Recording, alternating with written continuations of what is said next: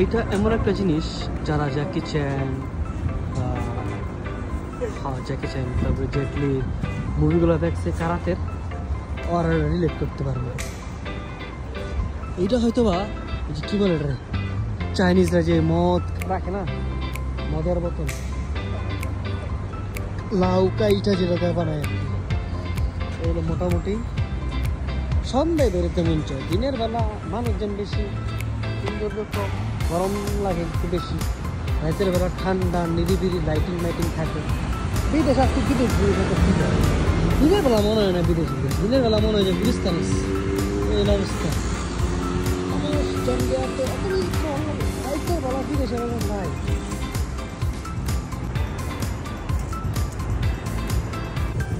জাপানে শীতের চাইতে গরম না, সুন্দর বেশি। যারা ব্যাচেলর ক্লাব এনে সব হয়ে যাবে।